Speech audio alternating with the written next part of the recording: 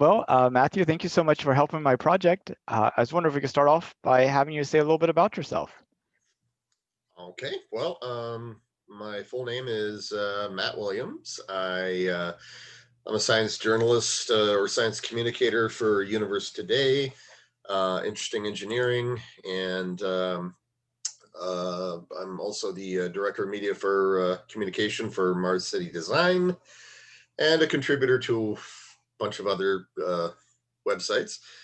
Um, yeah, and essentially, I write about space and try to do so in a way that's communicable. Because I'm not a physicist myself. I'm not an astrophysicist or I have no experience in space exploration there. I'm basically a layman who, but I am a writer on the side. So yeah, this is my passion, and so I was taken on by Universe Today back in 2014, um, with that exact purpose in mind. It's like you're someone who likes this stuff, who knows how to research it. We need some people like that who can translate it to the masses. Yeah, it's definitely an important thing. I mean, there's a seems to be a growing disconnect between those in the science community and those everywhere else. And Yes. finding people that can actually bridge that gap is key. Mm-hmm. What do you find to be your biggest challenges? Hmm. Well, it would be misinformation, I would say. There is an awful lot of misinformation out there today. There's a lot of pseudoscience and pseudo knowledge. I've actually read some very good books on them. And it does seem to be, yeah, in the age of social media, in the age of digital communications, and with academia becoming, whether there's, as you said, the divide is becoming greater between academia and the sciences and the public. And it's very important that organizations that are involved in the study of the universe, the study of the natural sciences. I mean, they use these platforms to try and reach out to people and try to let them know what's going on, what this means, and what's the significance of this research. But yeah, they're going up against a rather um, quite a bit of platforms that have the opposite intent. They want to spread theories that denounce these other organizations or denounce their work. Heard quite a few actually, and they were interesting. Someone thought CERN was trying to create a black hole, and that this would kill us all. Or they were trying to literally recreate the Big Bang in the laboratory, and that would kill us all. Um, yeah, the list goes on. So yeah, that is definitely the biggest challenge is dealing with that. Do you think the source of that is actually something nefarious, or do you think it's just simple misunderstanding and uh, complete Mm-hmm. detachment from what's going on? What it's I wouldn't say it's anything nefarious. There's no real. I don't really believe in conspiracies. It is yeah, it is. On the one hand, it is ignorance, and into that ignorance, you get fear, and fear looks for a place to rest its head. And I think there are people out there who feel much the same way, and also there's this desire to believe in conspiracies and to feel like, oh, look at us, we're so smart, we're so brave, we're pulling the wool off of people's eyes, we're waking the sheeple up.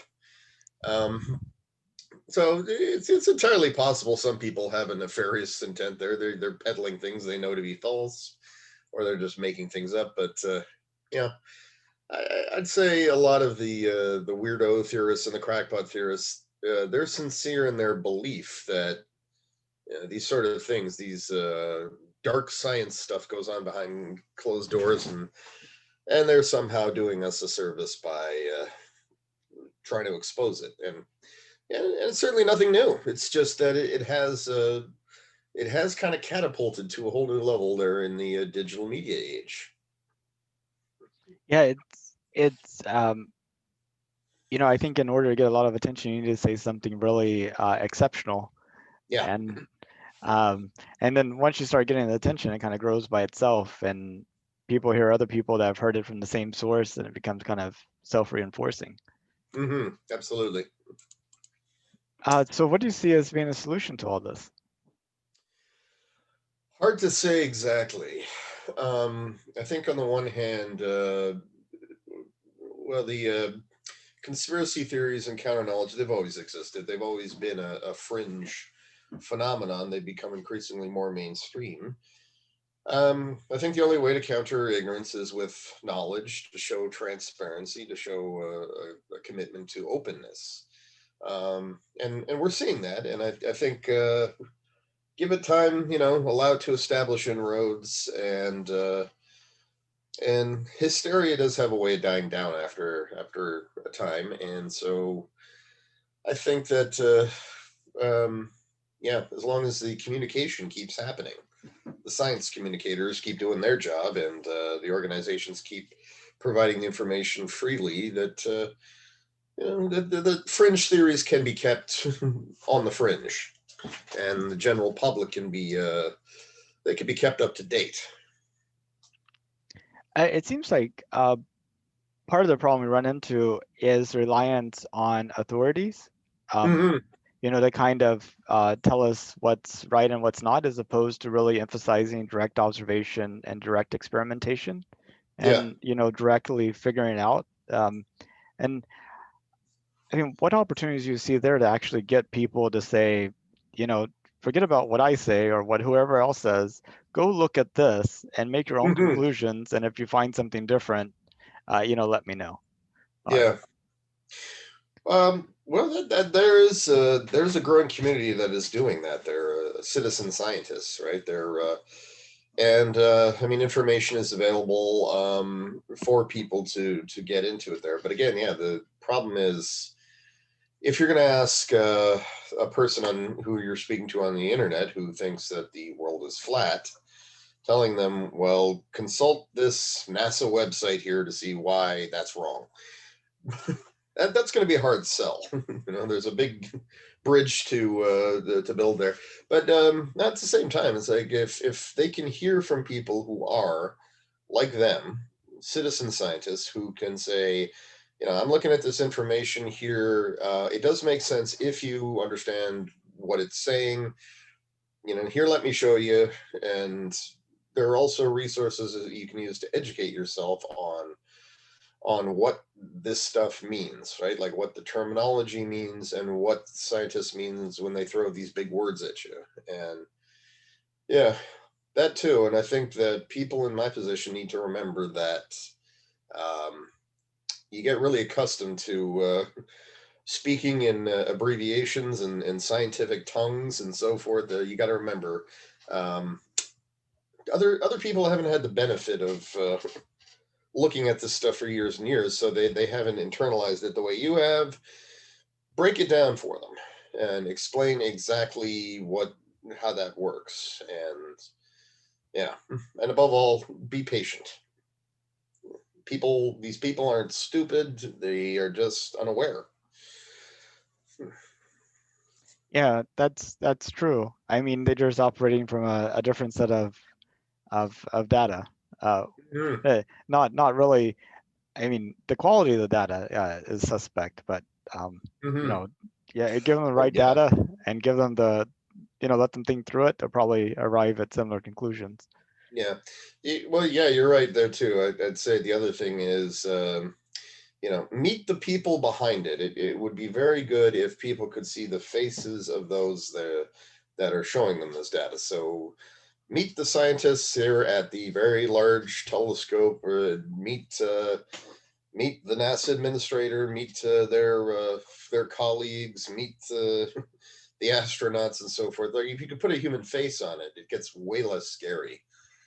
Um, so yeah, and combating ignorance. It's like, ignorance isn't a dirty word necessarily. It's just that, yeah, people don't know, and they are afraid of what they don't know. So let them see it. Let them see who's bringing it to them. Yeah, I mean, Yeah. ignorance is like saying I don't have a basketball. Well, give me a basketball. Now I'm not ignorant. Yep.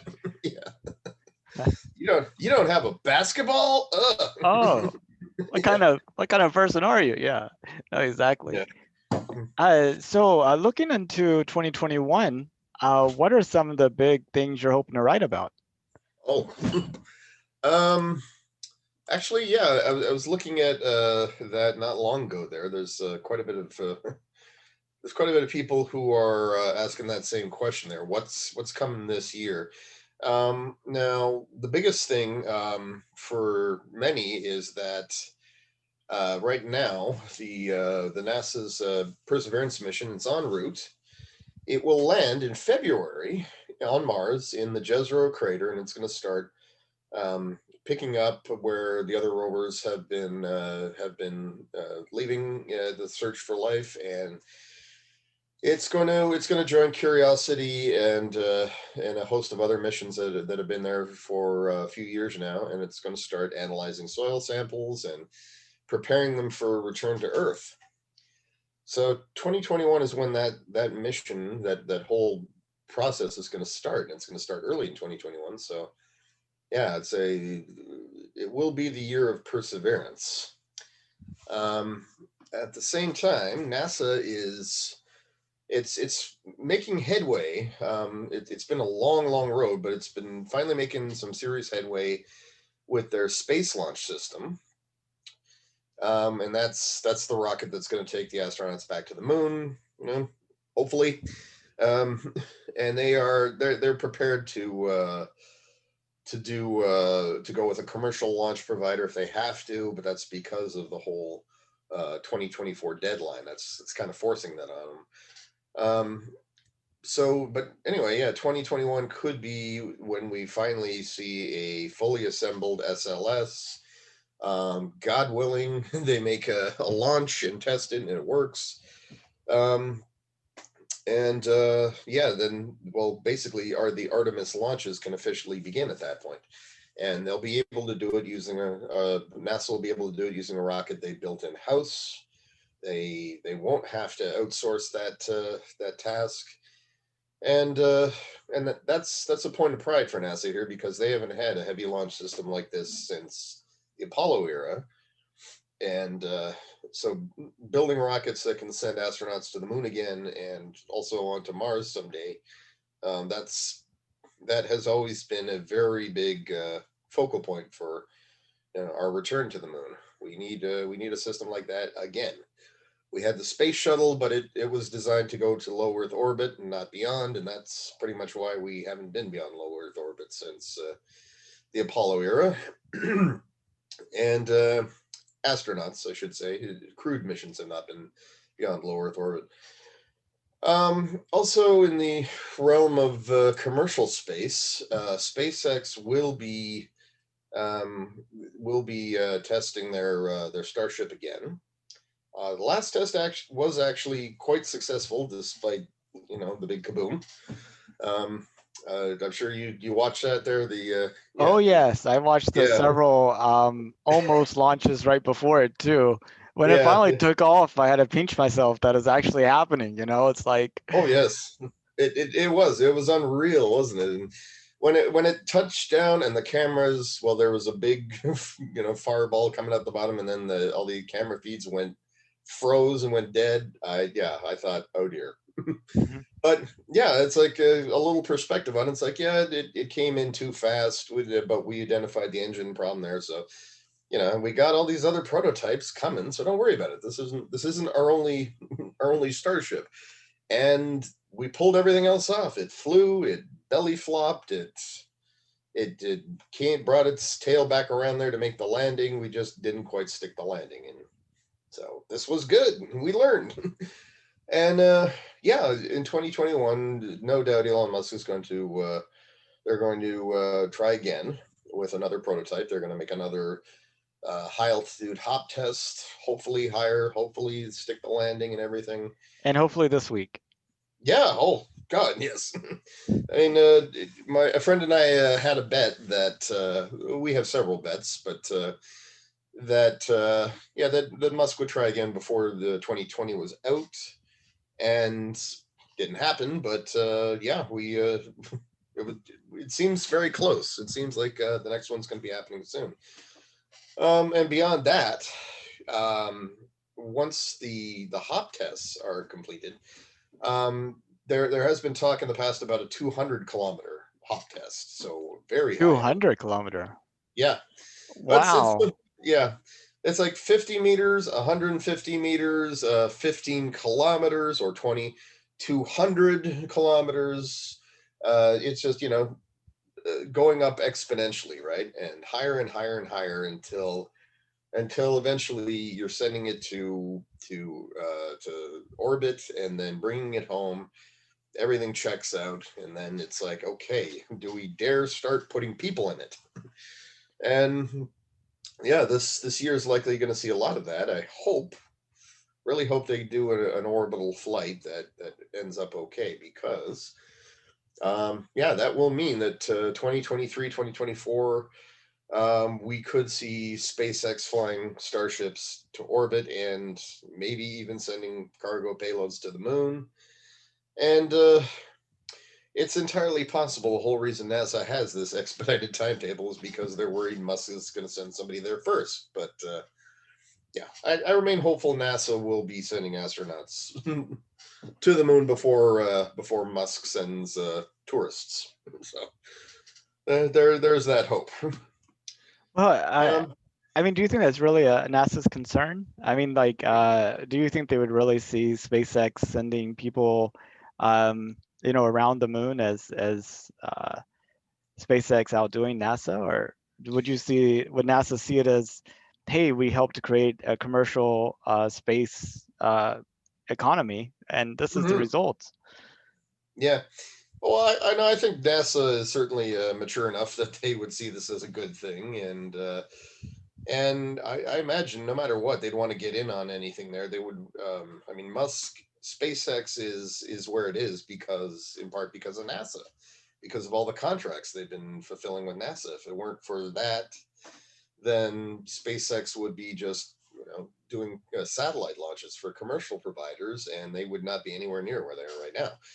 So it's a symbiotic relationship. It's just I think on some level, NASA's PR people in the administration, they'd be thinking, well, it's not about what we think; it's about what the public thinks. They think Elon is kicking our butts here, and that he's got the right idea, and we're just a wasteful bureaucratic pile of wasted tax dollars. And I mean, I've heard those words verbatim used by people in various chat forums. So I think they are concerned about public perception, and they have to be. So, um, but no matter what, yeah, it's not like Musk is ever going to be in any kind of competition with NASA. Yeah, what he does is ultimately going to be for their benefit. It's likely to be assisted by them, and he of course will be assisting them in a lot of future endeavors. And so it's still, I think, important for NASA that it's like its leadership that it's trying to maintain.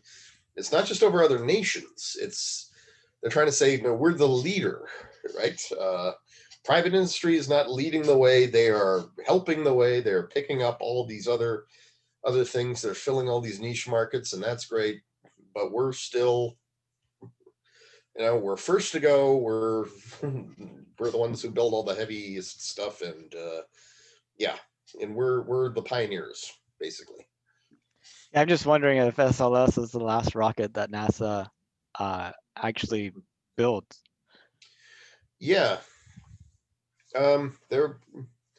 there is a reason to suspect that there, and unless they can develop a launch system that's reusable, it's hard to imagine that they'll keep building rockets the way they have been.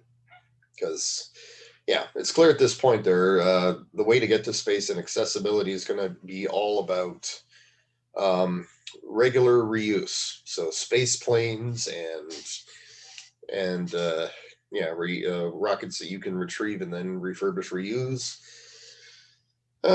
It's hard to know exactly what the future is going to look like for them, but yeah, it is fun to think about.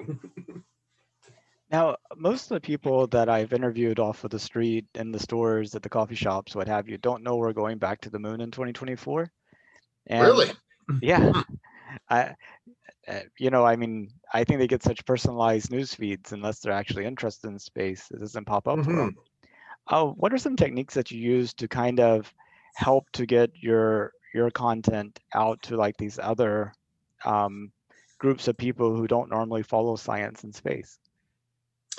Well, that's really our publisher's specialty.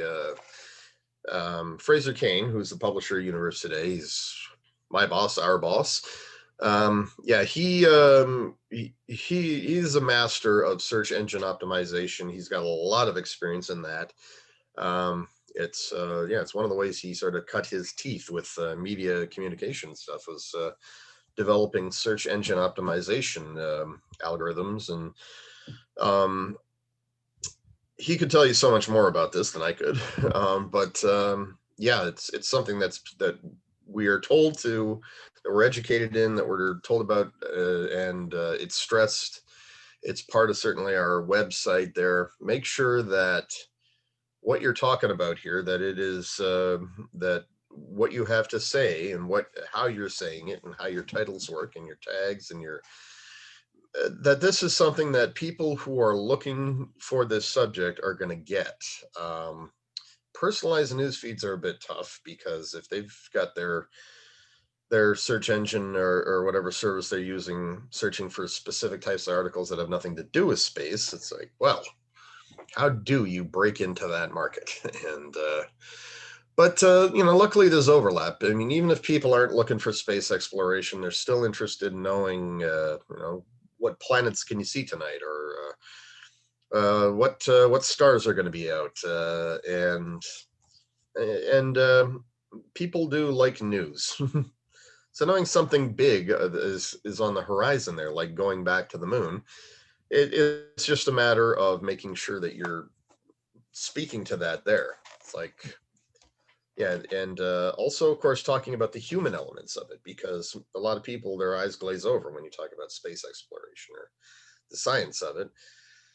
But knowing that lunar tourists could be a thing, knowing that astronauts could be walking on Mars in a little over a decade, and yeah, that the commercialization of space is happening, that it would be possible to take a flight to low Earth orbit and stay in a hotel up there. Like, that's all stuff I think anybody would be interested to hear about, and they'd like to know how that's going to happen, because it just sounds so science fictiony, right? Um, and that's yeah, that's part of it there. It's like, make sure that in the course of your writing that you are mentioning the human applications for this and how this could affect regular people's regular lives. And yeah, be sure to tag that in there too, there, right? Lunar tourism, space hotels. And you may sometimes get accused of making clickbait titles that way, because that's a big buzzword, space hotels. It's like, what are we talking about here? Oh, inflatable habitats. They're going to put them on the ISS, and yeah, and eventually have private space stations up there too. Space hotels will come of it, at a certain point. And it's like, so yeah, we put that in the title so that it would that would jar people's attention there.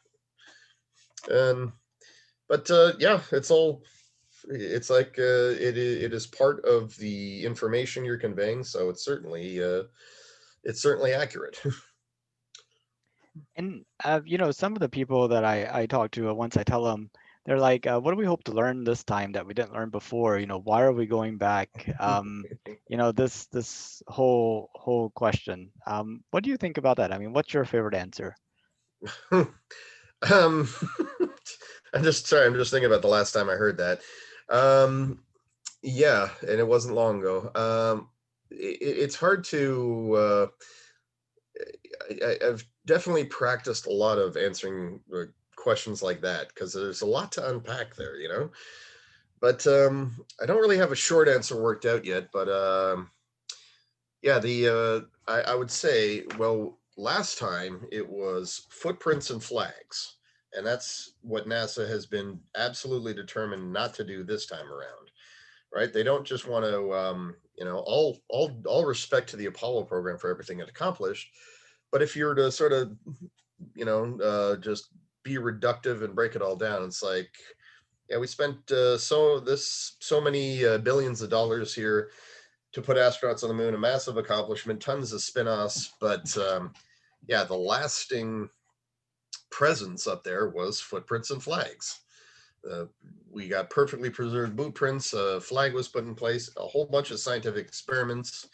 This time around, um, astronauts are going to be going up there. They're going to be laying the groundwork for a base camp where they go in the southern polar region. They're also going to be deploying a space station in orbit of the moon, the Lunar Gateway, and this is going to allow for regular missions that will be able to operate for weeks on the surface.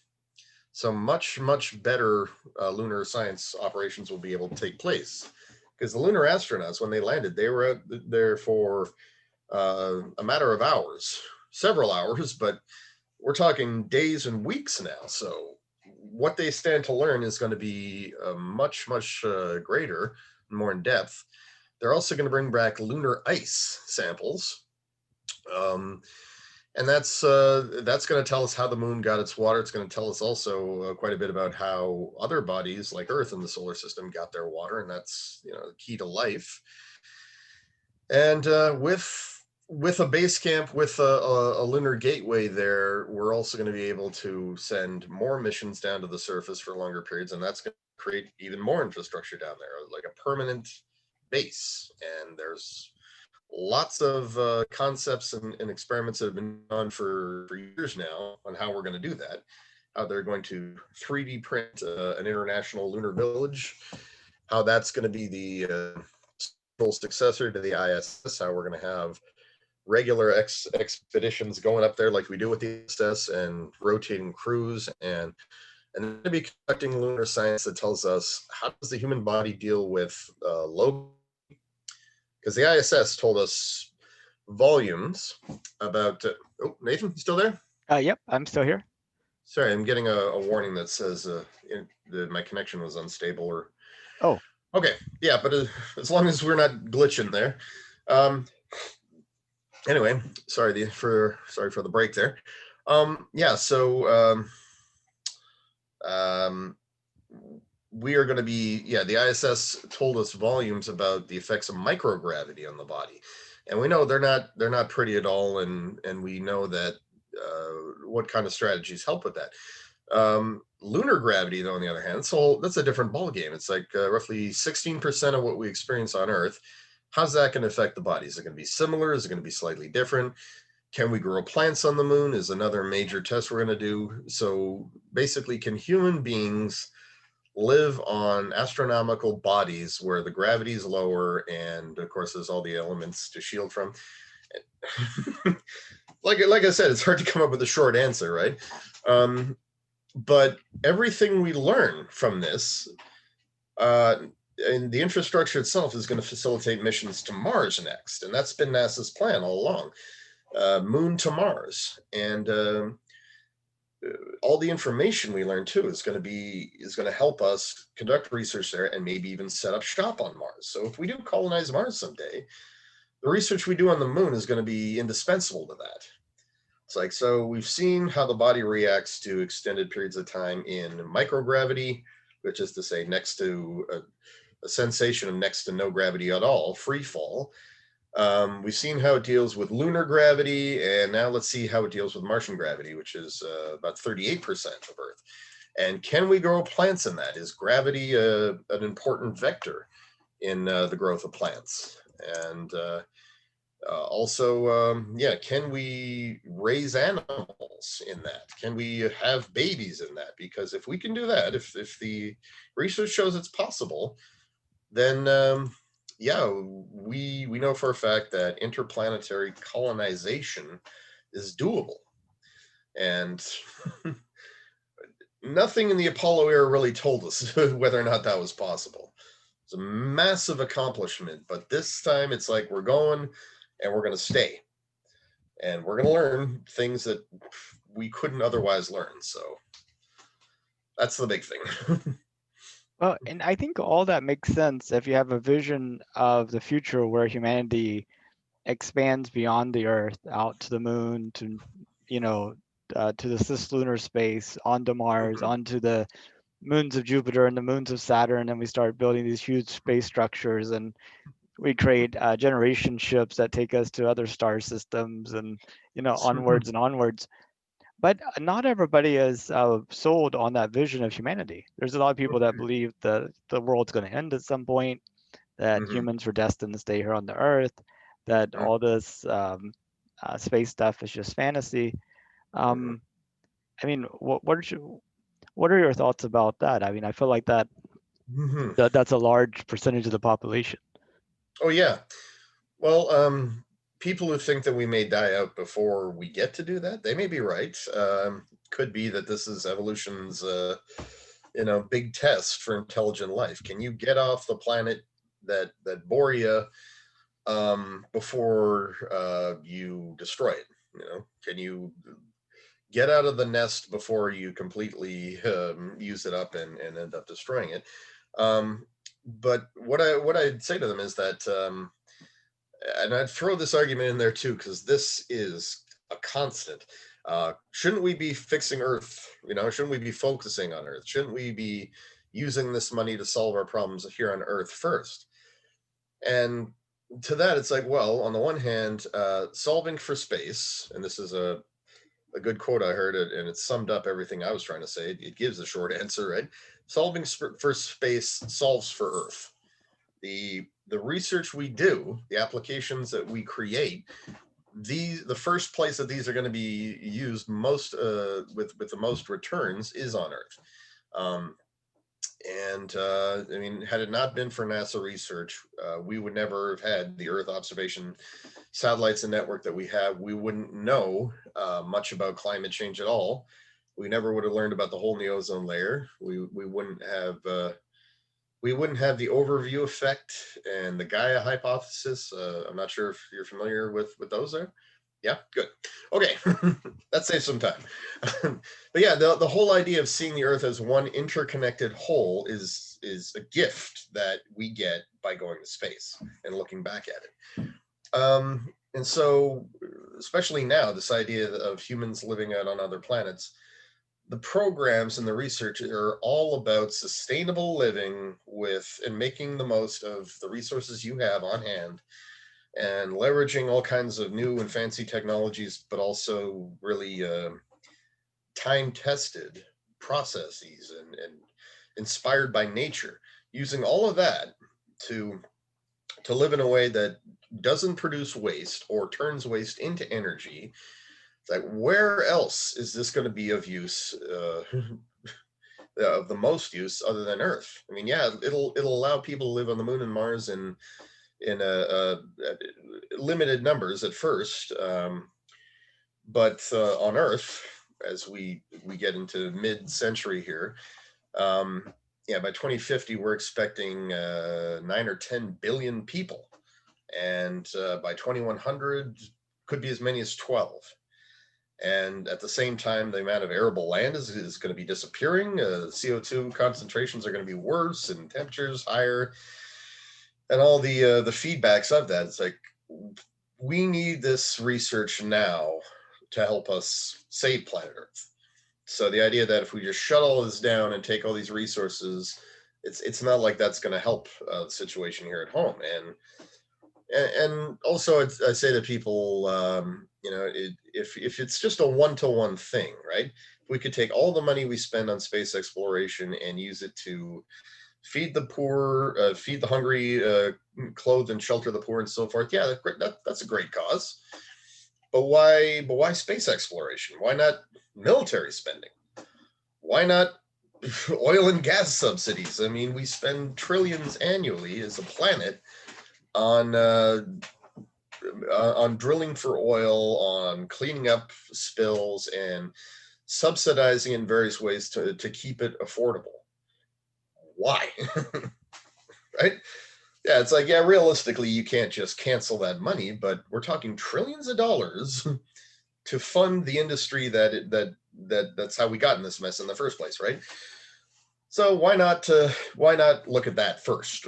And none of these other areas have the earth-saving, life-saving applications that space exploration has.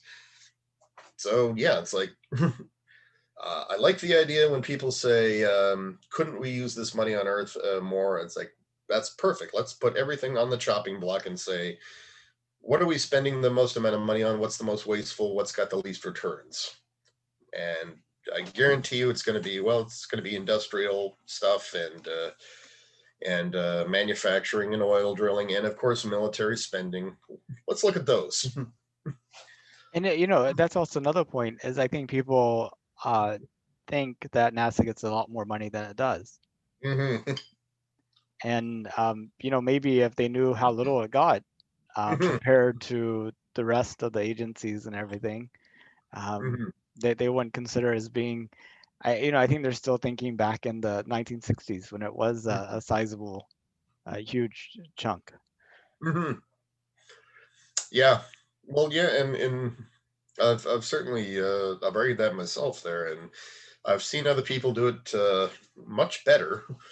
You know, they had the graphs, they had the numbers, they had the statistics, and they put them up, and and it shows that in the mid '60s or the early it was actually in the early '60s there, the spending as a part of as a percentage of GDP in the United States, it peaked, and that was to fund the Mercury program, the Gemini program, the Apollo program, all these programs there, which were all about let's beat the Soviets to the moon.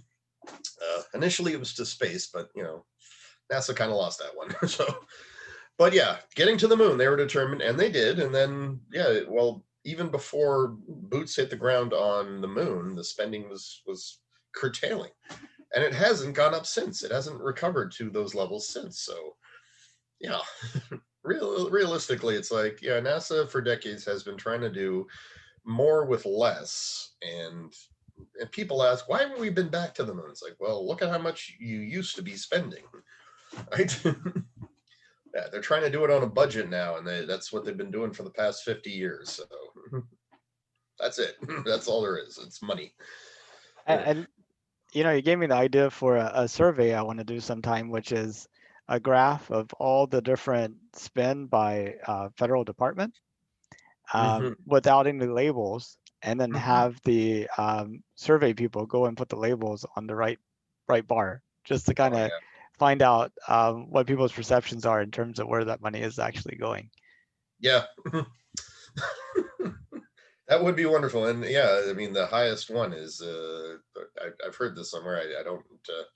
It's not really my wheelhouse there, but yeah, it's entitlement programs and basically, yeah, what the government spends annually on making sure that it's people who get the money that they put in at one time there, or that yeah, those who need assistance of various kinds get that.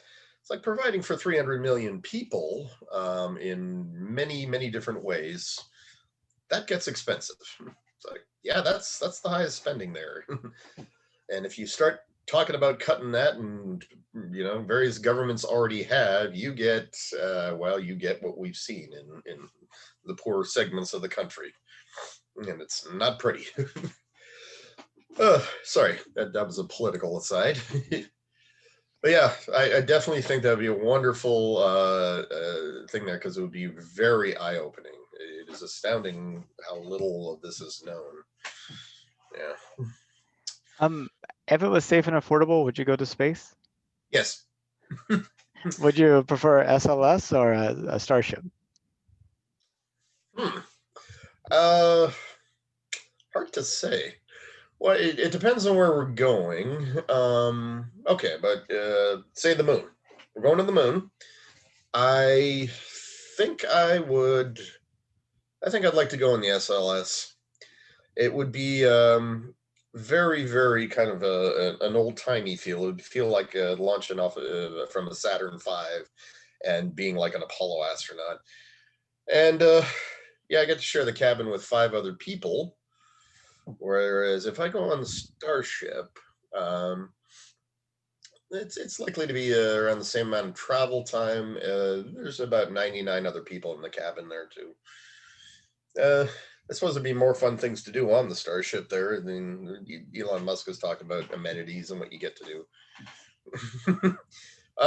It's yeah. I would want to go on the SLS, provided I could also go on the Starship later. I really want to see what that's like. And above all, the caveat is, can we come home after? Yeah. In one piece, and Yes. and Yes. get off the ship in one piece. Yes. Because of course I've been asked if you could go to Mars permanently. The whole Mars One experience that was being advertised there, or if you could join Musk on his planned expedition to Mars, from which they hope to establish the first colony. Would you do it? And the answer to that is, oh no, absolutely not. I I would love to visit Mars, but I do want to come back to Earth. I want to be Yeah, able to, yeah, see friends and family again and tell them what it was like. And you can't. It's not. You can't do that in person there, and the communications. It's going to be really hard to make a call from Mars. So I'd rather be here. I think anybody that answers yes to that, I'm willing to go and immigrate to Mars, needs to live a Yep. year or two in Antarctica or Oh at the yeah. top of the Himalayas. Yeah. If you could do that and you're still excited about going, let's send you. But I Yeah. think all these people living in suburban homes, with all this space to walk about, they get to go outside and they they have all this stuff. I don't think they really are prepared to make that decision. Nope. And yeah, that's where the training comes in. It's got to weed out the people who just feel like, well, this sounds better than my life, which I'm bored with, or it's like, yes, go to Antarctica, go to the top of the Himalayas. You have to stay in a sealed habitat. If you go outside, you need to wear a suit with bottled oxygen, because not only is it going to be so freezing cold out there, you can't breathe the air. The air is so thin, you'll asphyxiate, and it's also toxic. So, yeah, do all that. Get used to eating plant proteins only. No meat, and yeah, anyone who could do that, oh, they deserve a medal. And I feel like we should have a few dozen colonies here on Earth that simulate that entire environment that progressively get harder, and we've tested out how do people live together, how do you have as much of a closed loop system as possible, self-sufficient, Mm-hmm. um, well before we send anybody to Mars. Oh yeah, yeah. And yeah, there are, of course, there are a couple precedents there. The High Seas mission experiment, the Mars Society. Yeah, there's going to need to be more of that. And I think that's a really worthy venture too. Is the idea of bringing space and life on Mars or life on the Moon back to Earth. And yeah, it's like, let kids experience this too, especially. It's going to be more geared towards being fun for them, right? Going to the museum, walk around, look at all these simulated pictures and so forth. But if you're an adult and you're serious about interplanetary voyages, yeah, you need to go in here and yeah, do exactly what the astronauts used to do there, and the volunteers used to do. Train, you're just for the experience of a lifetime there, because it's going to be really hard. And I mean, the problem of like high seas and like what is it? The Mars Society has a couple of places too. Is those really aren't like long-term living communities. You don't actually live there permanently. You're just kind of visiting there on an expedition. I almost feel like we need to have some communities where people actually move with the expectation that they stay there indefinitely. Oh yeah. Well, and there, I do know for a fact there's going to be more experiments in the future, but they are going to be, they're going to be like year long and so forth there, and mainly they're trying to test to see if people can stick it out. And I think a 2 year simulation is going to absolutely be necessary, because it's like, if anyone's going to Mars, you're staying there for a minimum of 2 years, because you cannot get home in any kind of respectable amount of time if you leave, a year after you land there.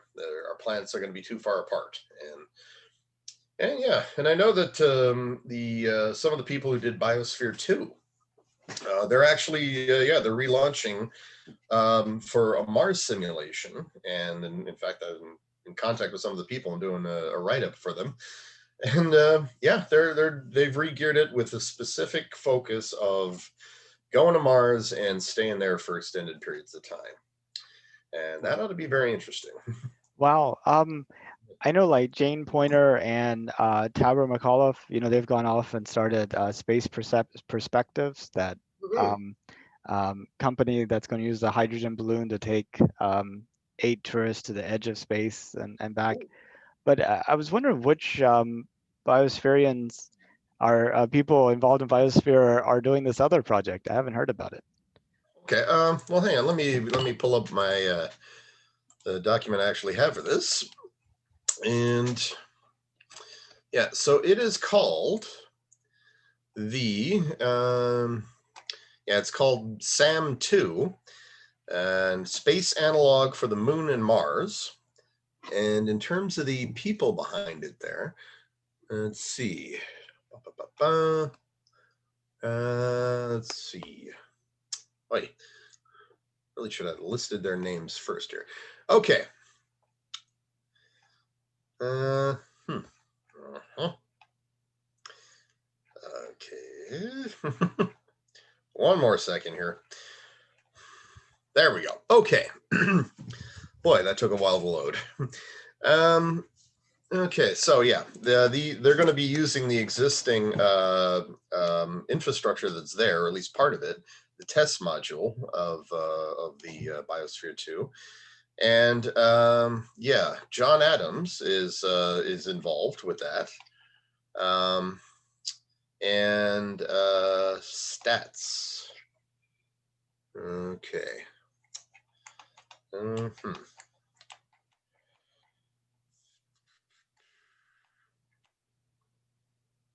Hmm. Okay. I'm having a hard time here with this Google Docs. It's kind of Yeah, I'll look up Space Analog for the Moon and Mars. I think I had heard something about that, and yep, I had heard about them using the test module. I yeah. guess the people that are doing it, though, I wonder if they were involved in the original Biosphere project or if they were. Some are. Oh, some Um, are. Okay. yeah. So, for example, here, yeah. So you've got Kai Stats and John Adams, and yeah, if I could find their website here, I'm gonna send you their website there, because I do have that handy. And okay, and here you go.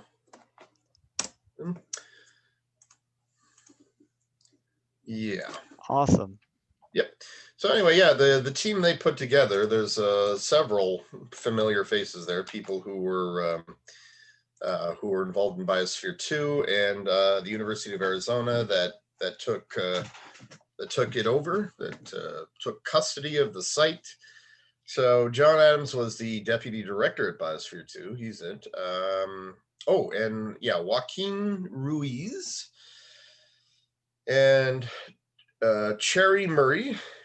Cherry? And or Sherry.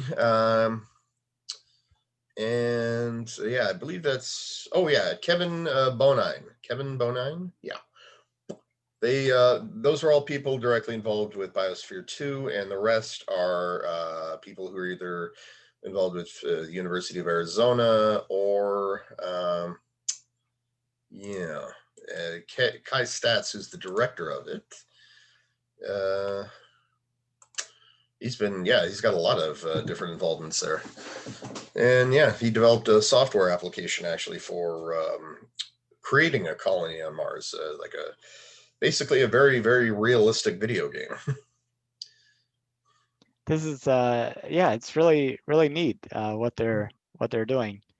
Mhm. Um, so that's gonna be great. I went and visited Biosphere 2, I think about a couple years ago. So I have to go back and see this simulation. Hmm. Oh yeah. Well, they're yeah. Like I said, I've been doing a write-up for them, and it's been kind of a piecemeal thing because they're progressing with what they're doing.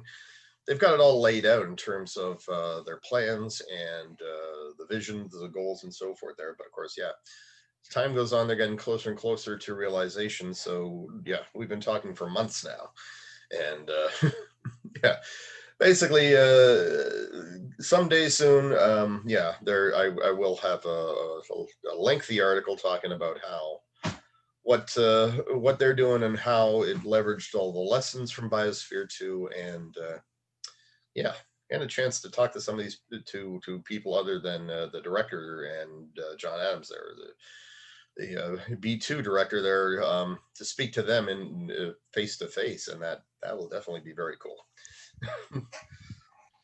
Um, have you heard of Space Hero? Just talking about everyday people going to space. Yeah. Let me think here. This was it was a contest to send a person to the ISS. Yeah, and who was hosting it? So I met one of the co-founders, Deborah Sass, Yeah, but um, the production company I didn't yeah. stick in my mind. But I applied to be a Space Hero Insider. So we had Oh, like our orientation program a couple of weeks ago, and what they have out planned, which they're going to be launching this year, it looks really amazing. But it's a worldwide contest, a reality TV contest, hmm. to the winner of which will get to go to International Space Station for 10 days. Um, I mean, what do you think about that program? Well, I think it's a very inspired idea. Um, I'd say I definitely want to learn more about it before I can comment on how they're going about it and so forth there. But basically, I think the idea itself is wonderful. It's above all else. I mean, there's actually several ideas like this, about taking the experience of going into low Earth orbit and communicating it to regular people, right? Trying to make the overview effect something that anybody can partake in. And then a lot of that is simulated. It's virtual. It's educational programs or virtual reality experiences and so forth. Yeah, but this kind of idea, the ability to let regular people go up, see for themselves what the big huge deal is, I think is a really wonderful thing, because then they can come home and communicate that. And astronauts have been saying for generations there, what that experience is like and how it changes you. And I think people need to hear that from you know an average person. And I think that they'll relate to it a lot better. And I think that the more people that we can do that with, um, so it's one of the reasons I'm a fan of commercializing low Earth orbit then, and sending and people going up into orbit. It's like the more people that can come home and convey that sense of we're all part of an interconnected system. There are no borders when you see it from above, right? No maps, no boundaries, none of these arbitrary sort of distinctions about we're better than them or they're better than us based on geography. Yeah, the more people who can do that, the better off we'll be as a species. Which is sort of another reason why I think space exploration does matter. It's like if we stay here, and yeah, in fact, actually, that's one of the lines I used to use.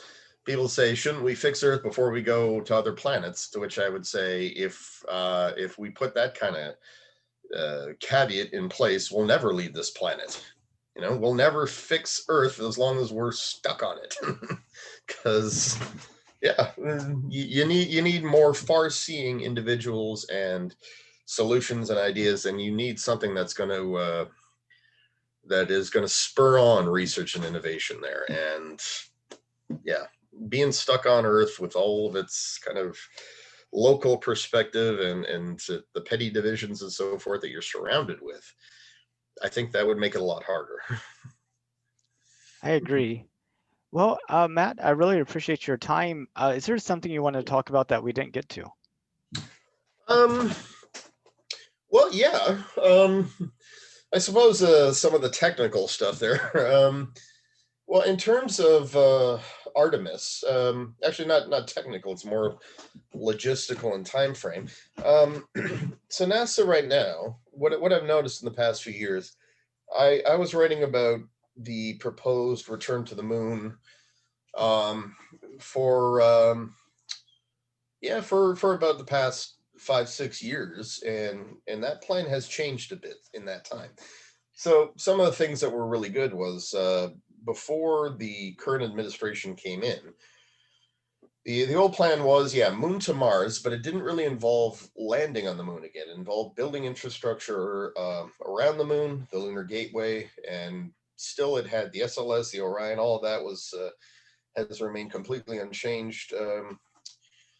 And But yeah, they wanted to do an asteroid redirect mission, and Congress had said that sounds expensive and not so great, so maybe something else. So yeah, they came back with, okay, we'll assemble the gateway, we'll build the rockets and the space capsules there, and then we will send a mission back to the moon, and we will conduct operations on the surface, and our partners there, they're going to be looking at building a base and so forth. And One thing that I definitely didn't approve of there was when the new administration came in, and it was a year before they announced what their policy would be, or not a year. It was about more like 6 months, I think, that they announced their what their policy was going to be, and yeah, they said, yeah, we're prioritizing the return to the moon. It's like, fine, great, no changes there really. It's just the focus has shifted. Still, everything else is intact. But when Mike Pence said it's 2024 now or bust, or and thought that's a bit of a problem. You can't really make a hard deadline like that and start threatening to fire people. And they lost a lot of very experienced personnel who were basically pushed out there because I'm guessing Pence and Bridenstine got sick and tired of hearing that's unrealistic, sir. um, but even so, it's like, yes, getting there sooner is an exciting prospect. And however it happens, it is going to be pretty amazing there. And I was a little worried when NASA said that the Lunar Gateway were no longer prioritizing that. I was just like, oh God, not the Lunar Gateway! Don't cancel that. And they said, yeah, later on they said, no, we're still doing that. It's just we're getting to the moon by 2024. We're not building the Lunar Gateway first. We're gonna have a lander do it on board the Orion capsule, and then we're gonna build the gateway, and everything else will follow. It's like, okay, good. You worked around it.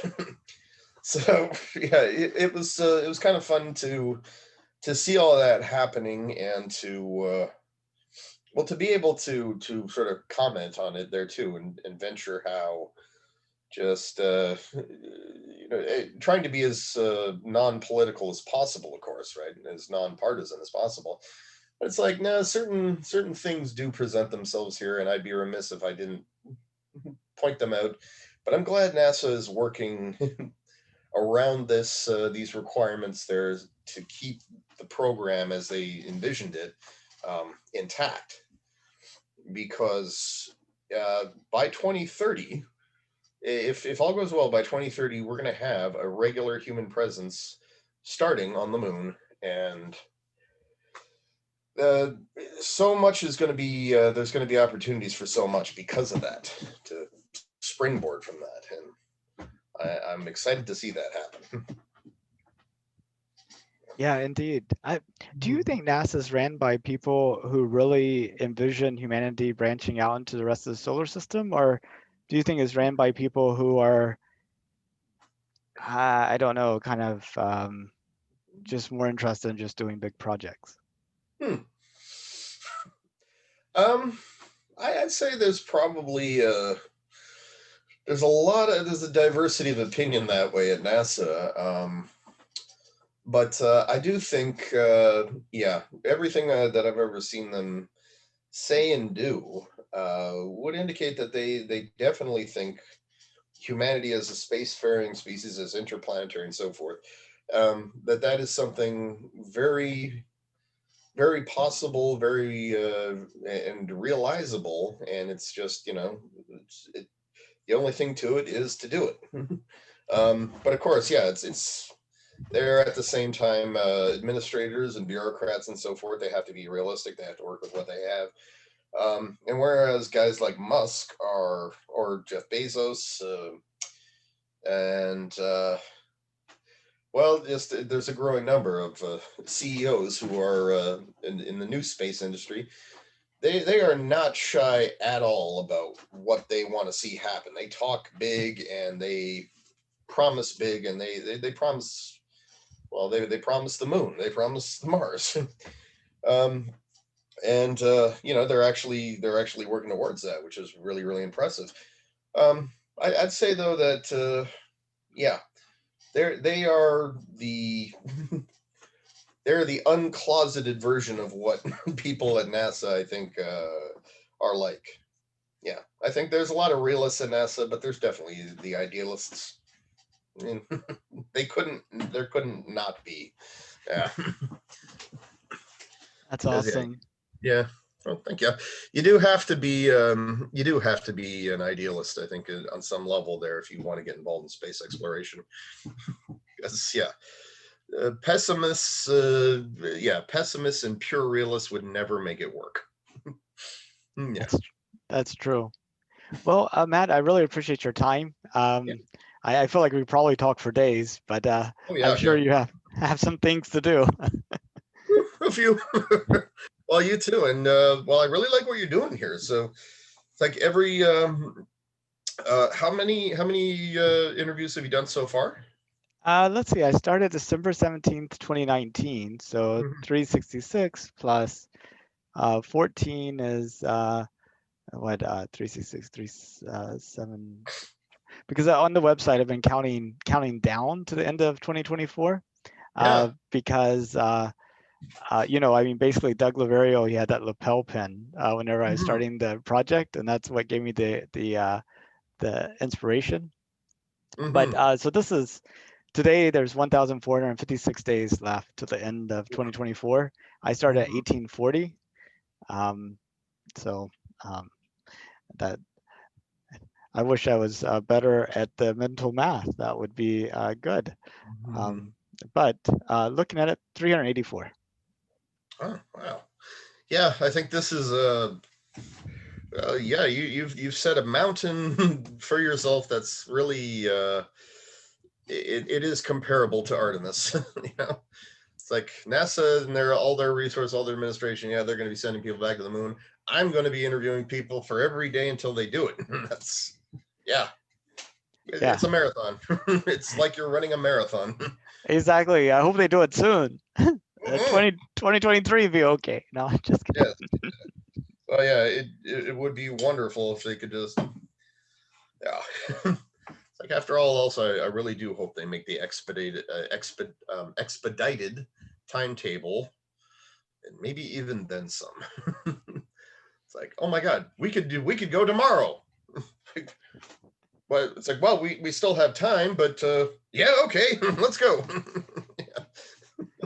Oh, wouldn't that be wonderful? It definitely be unique. It definitely be different.